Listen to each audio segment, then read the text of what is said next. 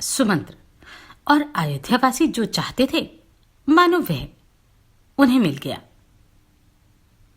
जानते हैं भरत की वह यात्रा कैसी रही। श्री वाल्मीकि निर्मित आश्रमण आदि काव्य के अयोध्या कांड में 83वां सर्ग।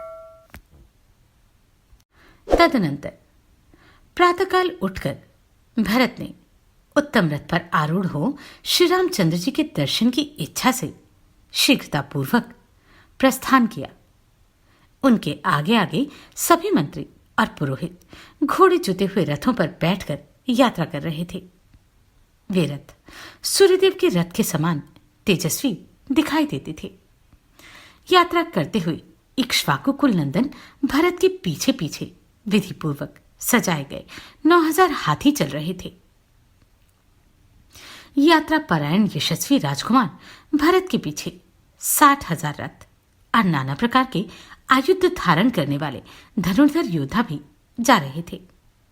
उसी प्रकार 1,00,000 घुड़सवार भी उन यशस्वी रघुकुल नंदन राजकुमार भरत की यात्रा के समय उनका अनुसरण कर रहे थे। कैकेयी, सुमित्रा और यशस्विनी कौसल्या देवी भी श्री रामचंद्र जी को लौटा लाने के लिए जाने वाली उस यात्रा से संतुष्ट हो तेजस्वी रथ के द्वारा प्रस्थित हुई। ब्राह्मण आदि आर्यों अर्थात त्रैवणिकों के समूह वन में अत्यंत हर्ष लेकर लक्ष्मण सहित श्री राम का दर्शन करने के लिए उन्हीं के संबंध में विचित्र बातें कहते सुनते हुए यात्रा कर रहे थे। वे आपस में कहते थे, हम लोग दृढ़ता के साथ उत्तम व्रत का पालन करने वाले तथा संसार का दुख दूर करने वाले स्थित प्रज्ञ श्यामवर्ण महाबाहु श्री राम का कब दर्शन करेंगे। जैसे सूर्यदेव उदय लेते ही सारे जगत का अंधकार हर लेते हैं, उसी प्रकार श्री रघुनाथ जी हमारी आंखों के सामने पड़ते ही हम लोगों का सारा शोक संताप दूर कर देंगे। इस प्रकार की बातें कहते और अत्यंत हर्ष से भरकर एक दूसरे का आलिंगन करते हुए अयोध्या के नागरिक उस समय यात्रा कर रहे थे। उस नगर में जो दूसरे सम्मानित पुरुष थे, वे सब लोग तथा व्यापारी और शुभ विचार वाले प्रजाजन भी बड़े हर्ष के साथ श्री राम से मिलने के लिए प्रस्थित हुए। जो कोई मणिकार अर्थात मणियों को सान पर चढ़ाकर चमका देने वाले, अच्छे कुंभकार, सूत का ताना बाना करके वस्त्र बनाने की कला के विशेषज्ञ, शस्त्र निर्माण करके जीविका चलाने वाले, मयूरक अर्थात मयूर की पंखों से छत्र, व्यजन आदि बनाने वाले, आरे से चंदन आदि की लकड़ी चीरने वाले, मणि मोती आदि में छेद करने वाले, रोचक अर्थात दीवारों और वेदी आदि में शोभा का संपादन करने वाले, दंतकार अर्थात हाथी के दांत आदि से नाना प्रकार की वस्तुओं का निर्माण करने वाले, सुधाकार अर्थात चूना बनाने वाले, गंधी, प्रसिद्ध सोनार, कंबल और कालीन बनाने वाले, गर्म जल से नहलाने का काम करने वाले,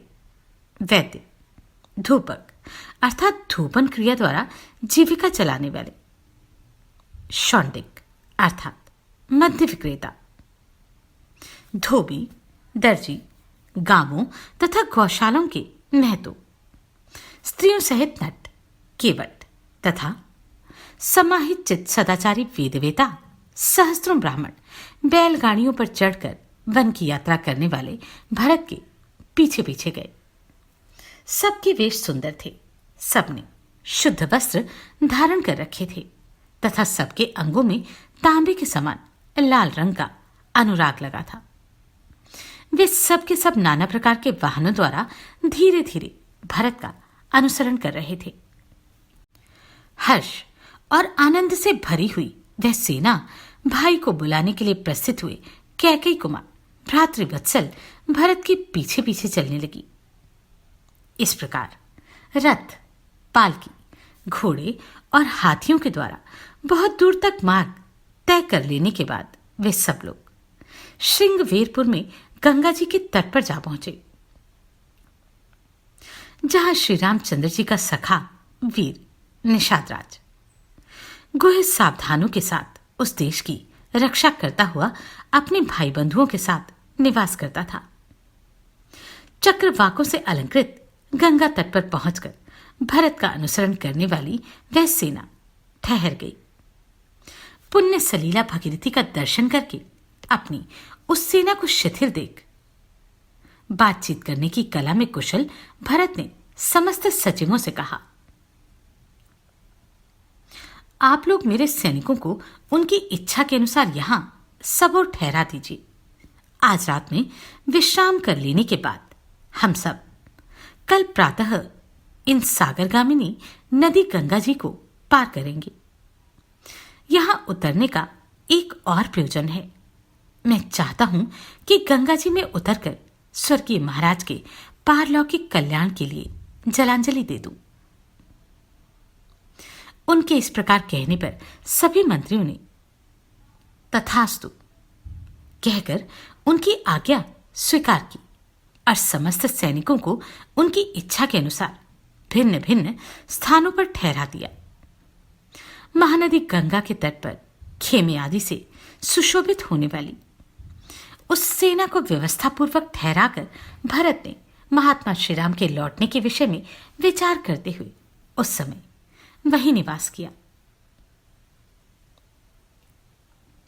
इस प्रकार श्री वाल्मीकि निर्मित आशामयण आदि काव्य के अयोध्या कांड में 83वां सर्ग पूरा हुआ। भरत भी वहीं ठहरे थे जहां राम ठहरे थे। जानते हैं निषादराज से उनका क्या? नमस्कार, मैं आभा शर्मा जावास।